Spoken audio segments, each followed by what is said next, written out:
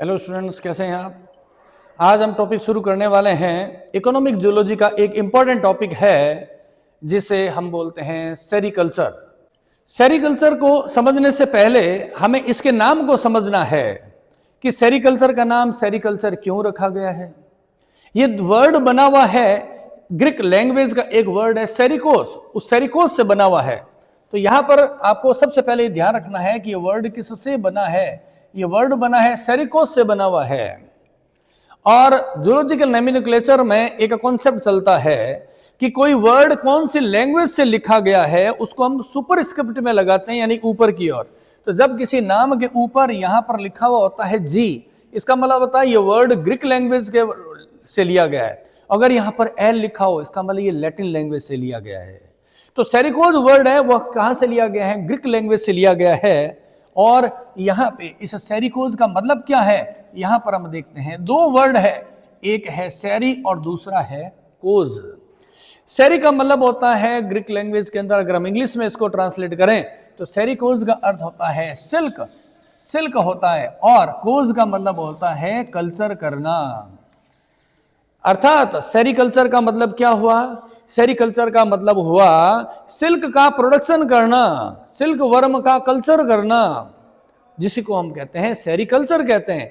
Culture को हम सामान्य भाषा में क्या बोलते हैं, संवर्धन करना, बढ़ाना, संवर्धन करना, कल्चर कहना कहलाता है। ये वह बात अपने सेरीकल्चर की। सबसे पहले आपको यह समझने की जरूरत है कि ये सिल्क क्या होता है। सिल्क का नाम आप सभी ने सुना हुआ है। सिल्क की साड़ियां बनती है, सिल्क के डिफरेंट टाइप के कपड़े बनते हैं। जो पुराने जमाने के अंदर जो कुलीन लोग होते थे, एरिस्टोक्रेट्स, ज्यादा पैसे वाले लोग होते थे, वो महंगे कपड़े पहनते थे और सिल्क के बने हुए पहनते थे। आजकल तो मार्केट में सिंथेटिक सिल्क भी आने लग गया है। तो सिल्क के बारे में आप भली भांति परिचित है। इंडिया में रक्षाबंधन के दिन राखी बनती है, वो भी सिल्क की बनती है। सिल्क के धागे बनते हैं, सिल्क से डोरिया बनती है, सिल्क से नेट बनते हैं, विभिन्न प्रकार के प्रोडक्ट्स बनते हैं इस सिल्क के द्वारा। ये सिल्क क्या चीज है उसको अभी हम पहले समझते हैं, फिर हम सेरीकल्चर पर जाएंगे।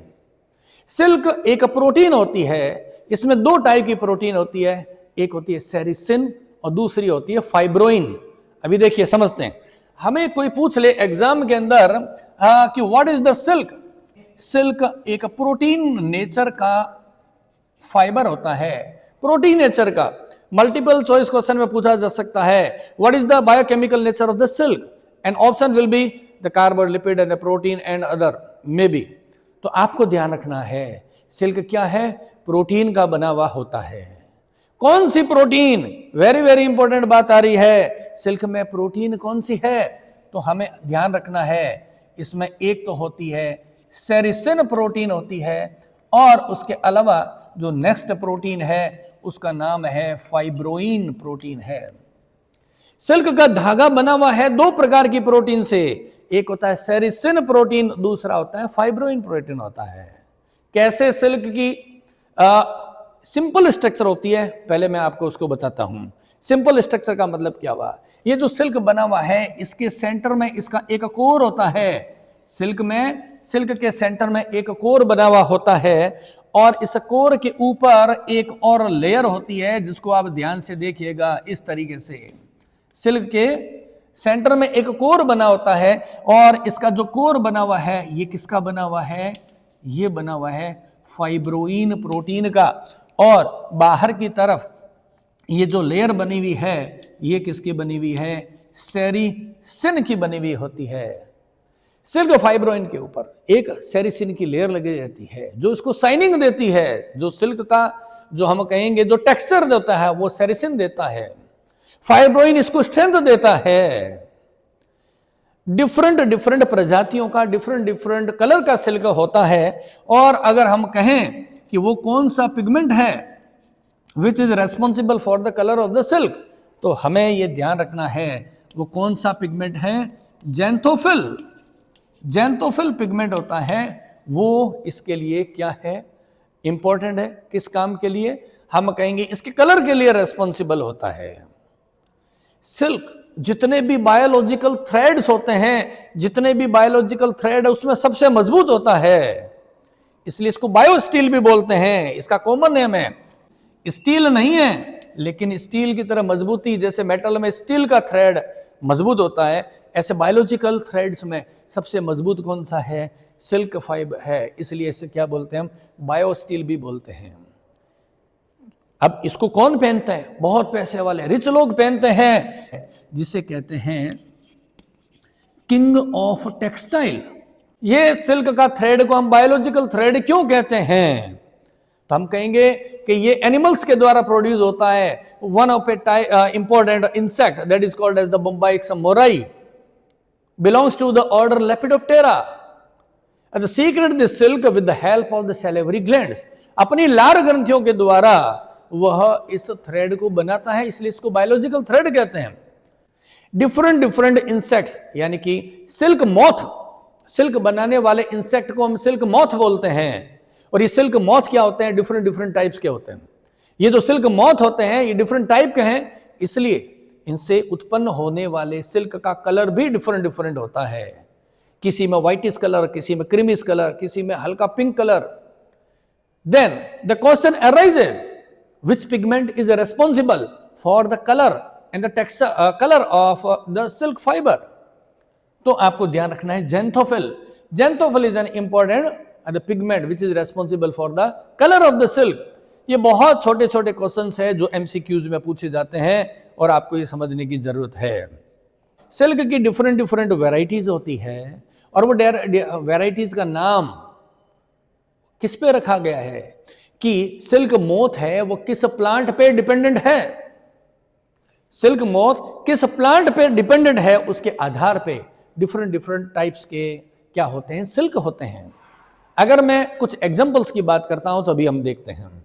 ये जो मलबेरी सिल्क होता है, अगर सिल्क मॉथ किस पे डिपेंडेंट हो अपने कल्टीवेशन के लिए, अपनी फीडिंग के लिए, तो हम कहेंगे मलबेरी प्लांट, यानी कि सहतूत के पौधों की पत्तियों से अपना भोजन प्राप्त करता है। ऐसे सिल्क मॉथ के द्वारा उत्पन्न सिल्क को हम क्या बोलेंगे? मलबेरी सिल्क कहेंगे। ठीक है ना। उसी तरीके से हम यहां पर लिख देते हैं टसर सिल्क। तो types of silk is dependent on the different types of the plants on which a silk moth is dependent for the feeding. Silk moth किस प्लांट से फीडिंग प्राप्त कर रहा है, उसी के आधार पे डिफरेंट टाइप के सिल्क होते हैं। और ये डिफरेंट टाइप के सिल्क होते हैं, उनका टेक्सचर डिफरेंट होता है, उसका कलर कॉम्प्लेक्शन डिफरेंट होता है, और थोड़ा बहुत कहें तो सिल्क की थिकनेस में भी डिपेंड करता है। अब ये जितने टाइप्स के जो सिल्क मैंने बताया, मलबेरी सिल्क है, टसर हुआ, एरी सिल्क हुआ और ओक सिल्क हुआ, इसकी में एक कंप्लीट टेबल है, इस वीडियो के बाद में अटैच्ड करूंगा। उसमें कंपैरेटिवली आप पढ़ पाएंगे कि ये जो मलबेरी, टसर, एरी सिल्क है और ओक सिल्क में इसमें एग्जैक्टली क्या डिफरेंस होता है। इसकी कंप्लीट टेबल होगी अभी इस क्लास के बाद में, तो आप वीडियो में देख पाएंगे।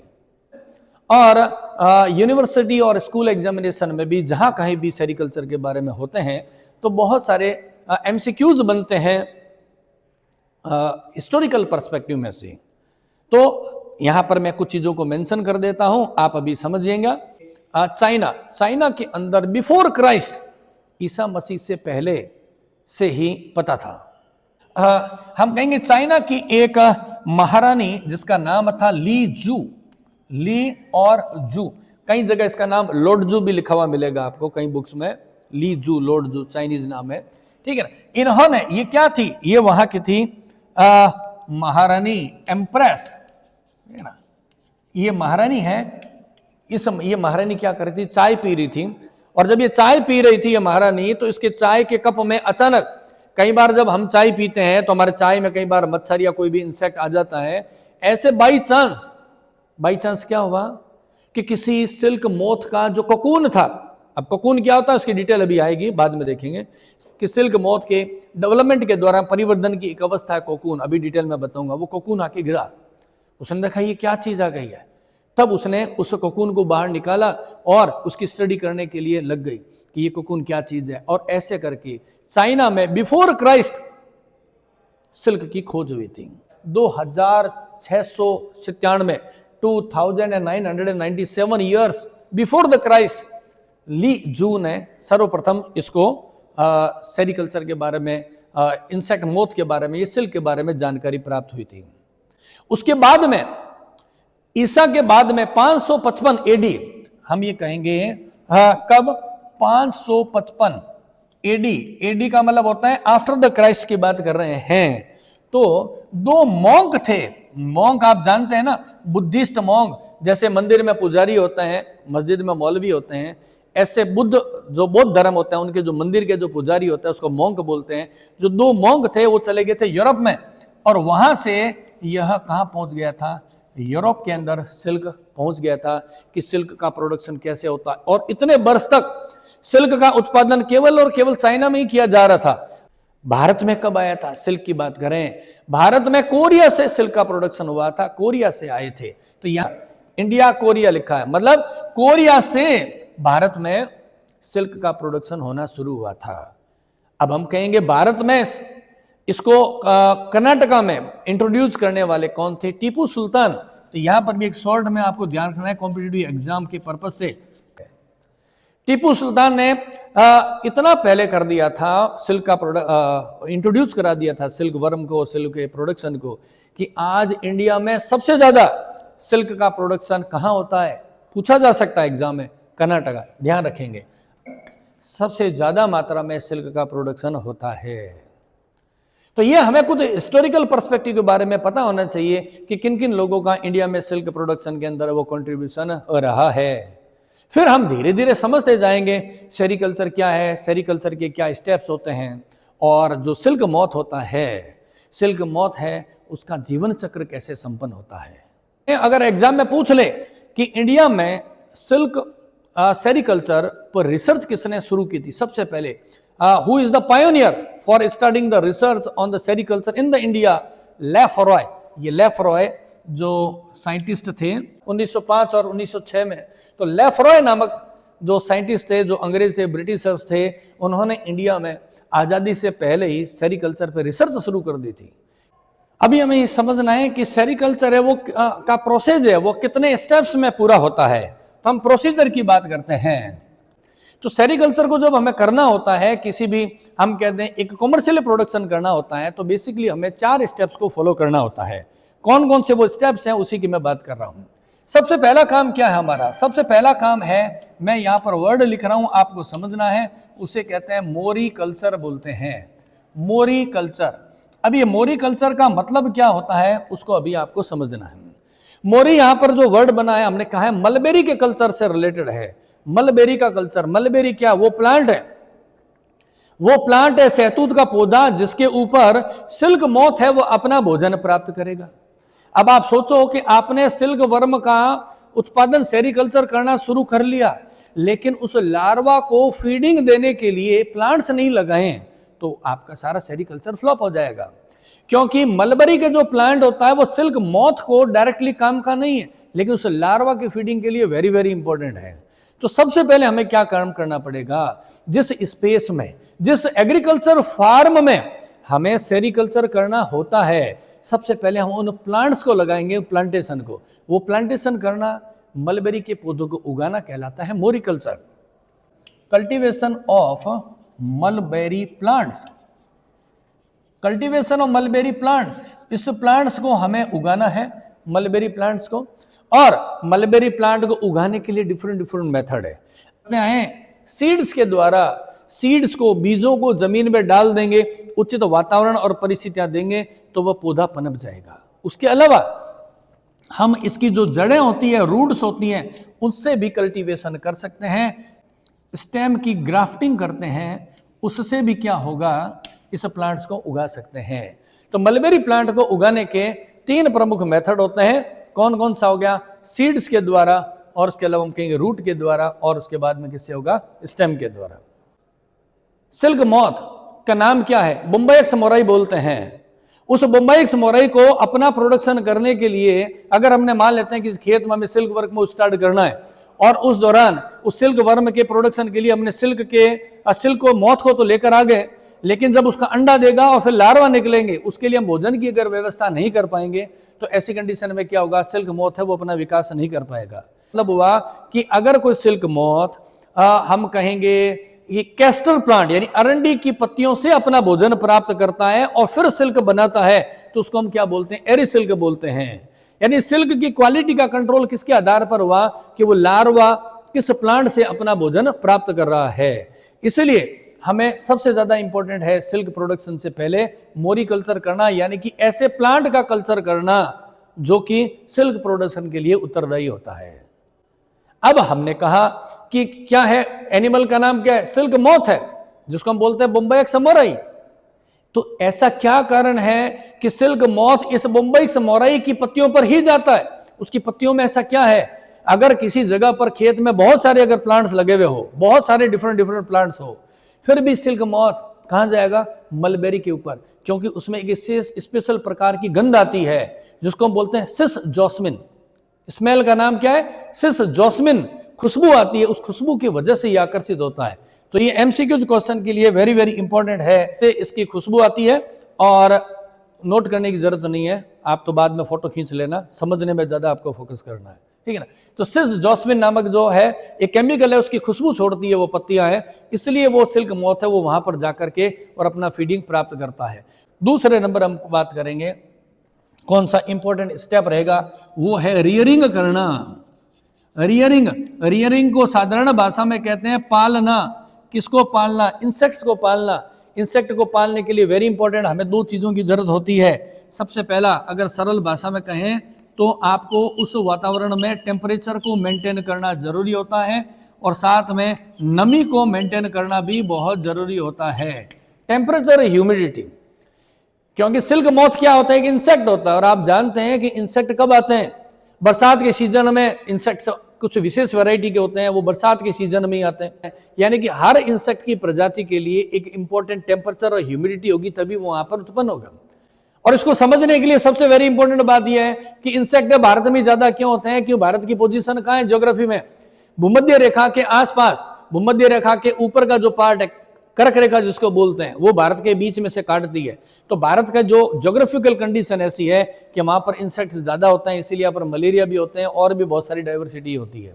लेकिन आप ऐसे देश जो कि ध्रुवों की ओर रहते हैं तो वहां पर इंसेक्ट की वैरायटी भी कम होती है, तो वहां सिल्क प्रोडक्शन भी नहीं होता है। भारत में सिल्क प्रोडक्शन कहां हो रहा है? राजस्थान में नहीं हो रहा। कर्नाटका में क्यों हो रहा है? क्यों हो रहा है कर्नाटका? कर्नाटक की पोजीशन कहां है भारत के अंदर? नक्शे में आप देखेंगे कर्क रेखा के नीचे की तरफ है। भारत के नक्शे में कर्क रेखा कहां गुजरती है? भारत के नक्शे को दो हिस्सों में बांटती है। तो भारत के नक्शे का आधा नीचे का जो पार्ट, जो कि कर्क रेखा के नीचे और भूमध्य रेखा की ओर है, वहां पर क्या है? टेम्परेचर, ह्यूमिडिटी ऐसी है, ठीक है ना, जिसकी वजह से इंसेक्ट्स को इसको पाला जा सकता है। अदरवाइज अगर हम और किसी स्टेट में करेंगे तो हमें आर्टिफिशियल मीडियम जनरेट करना पड़ेगा। जैसे राजस्थान में मशरूम पालन करते हैं ग्रीन हाउस बना करके, उसमें फिर किया जा सकता है। प्राकृतिक रूप से सिल्क का प्रोडक्शन यहाँ पर नहीं होता है। तो रियरिंग का करने का मतलब होता है पालना। किस किस को पालना? पहले तो सिल्क मॉथ को पालना। सिल्क के अंडों को वातावरण मिलना चाहिए, लार्वा को प्रॉपर वातावरण मिलना चाहिए, ककून को उसको अच्छा वातावरण मिलना चाहिए। रियरिंग कर ली हमने। पालन करने के बाद में हमने कहा सिल्क बन गया, तो सिल्क बनने के बाद में उस सिल्क को हमें निकालना है उसके ककून से। इस प्रोसेस को क्या कहते हैं? रीलिंग बोलते हैं। Obtaining silk from cocoon. अभी इसकी डिटेल के बारे में हम पढ़ेंगे प्रोसीजर के अंदर, जब लाइफ साइकिल पढ़ेंगे। Obtaining the silk from the cocoon. अब ककून क्या है अभी जीवन चक्र के दौरान पढ़ेंगे, फिलहाल इतना ही ध्यान रखना है। सिल्क वर्म के परिवर्तन के दौरान एक अवस्था आती है जिसको हम ककून बोलते हैं, उसके ऊपर सिल्क का धागा लपेटा होता है, तो धागे को बाहर निकालना उसको क्या बोलते हैं? रीलिंग कहते हैं। रील, जैसे हमने पतंग उड़ाते हैं, पतंग के धागों को क्या बोलते हैं? रील बोलते हैं, ठीक है ना। तो ये रीलिंग होगा, यानी कि उस ककून में से धागे को धीरे धीरे खोल करके सीधा करना है। तो रीलिंग में सीधा तो नहीं खुलेगा, क्योंकि मान लेते हैं कि ये ककून है, इसके ऊपर धागा लपेटा हुआ है। जैसे बाजार से लाते हैं धागे की जो ट्यूब आती है जिसके ऊपर धागा जो सिलाई में काम लेते हैं, और मान लेते हैं उसके ऊपर फेविकॉल लगा हुआ है, तो डायरेक्ट धागा नहीं खुलेगा। पहले उसको क्या करना पड़ेगा? उस फेविकॉल को हटाना पड़ेगा, वो घुल जाएगा फेविकॉल, तब धागा खुल पाएगा। सिमिलरली क्या होगा? उस ककून के ऊपर रेशम का धागा लपेटा हुआ है, लेकिन उसके साथ में गम लाइक चिपचिपा पदार्थ भी है। तो हमें क्या करना पड़ेगा? उस ककून को पहले पानी में उबालेंगे, बर्तनों में उबालेंगे, तो धीरे धीरे क्या होगा? उसका गम है वो सारा बाहर निकल जाएगा। फिर उसको छान करके बाहर निकाल लेंगे, फिर दोबारा पानी में डालेंगे तो जो भी थोड़ा बहुत भी गम है वो बाहर निकल जाए। फिर उसको हम उसको खोल लेते हैं, उसको हम कहते हैं रीलिंग करना। रील की तरह उसको खोल देना, और खोलने के बाद एक और काम होता है स्पाइनिंग, उसको धागे में कन्वर्ट करना, चरखे की तरह। स्पाइनिंग का मतलब क्या होता है? गांधी जी का चरखे का काम क्या था?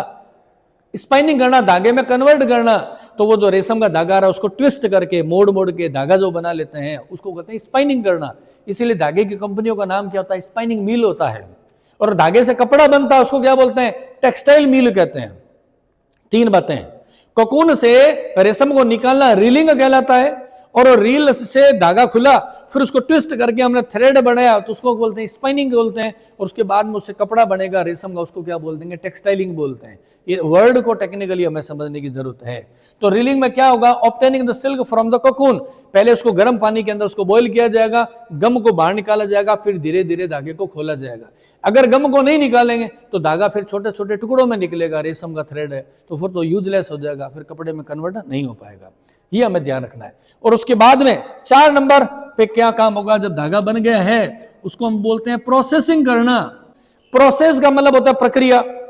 धागा बन गया, अब हमारे काम नहीं आ रहा है, उससे कपड़ा नहीं बनेगा। जो सीधा कोकून से जो निकल रहा है रेशम, उससे कपड़ा नहीं मिलेगा।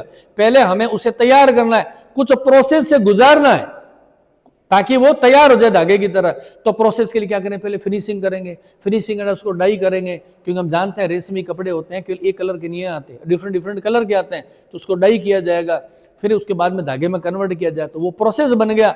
अब वो धागा जाएगा कहाँ? कपड़े की फैक्ट्रियों में, जहां पर इसे कपड़ा बनाया जाएगा। मलबेरी जो प्लांट होता है इसका बोटेनिकल नाम क्या है? बोटेनिकल नाम होता है मोरस इंडिका। मोरस इंडिका है। उसके अलावा हम कहेंगे मोरस नाइग्रा, और उसके अलावा तीसरी वैरायटी है मोरस एल्बा। ठीक है ना। ये मलबेरी के जो प्लांट होता है उसकी 3 वैरायटीज होती हैं। इसके बोटेनिकल नेम है मोरस इंडिका, मोरस नाइग्रा और मोरस एल्बा। और भारत में हम ये कहें तो मोरस एल्बा है, यह मैक्सिमम काम में लिया जाता है। इस प्लांट को सबसे ज्यादा काम में लेते हैं। और इस प्लांट की बात करें, वेरी इंपॉर्टेंट बात पूछ लेते हैं, प्लांट किस प्रकार की मिट्टी में उगता है? तो हम कहेंगे लोम सोयल होती है, उसमें आराम से उगता है। और उस मिट्टी का पीएच कितना होना चाहिए? तो हम कहेंगे 7 होना चाहिए, यानी कि न्यूट्रल मीडियम होना चाहिए। उसके अंदर ये आराम से ये प्लांट उगता है। भारत में सबसे ज्यादा मोरस एल्बा काम में लिया जाता है। 4 प्रकार के जो रेशम है उनमें सबसे ज्यादा भारत में किसका उत्पादन होता है? हम कहेंगे मलबेरी वाला जो रेशम उसका उत्पादन किया जाता है। सबसे ज्यादा कहाँ होता है? तो हम कहेंगे कर्नाटका के अंदर होता है। ठीक है ना। और दुनिया में 2nd लार्जेस्ट सिल्क प्रोडक्शन है वो भारत में किया जाता है। तो अभी इसको अपने क्लीन करेंगे और अभी देखेंगे सेरीकल्चर है और उसका जीवन चक्र कैसे पूरा होता है।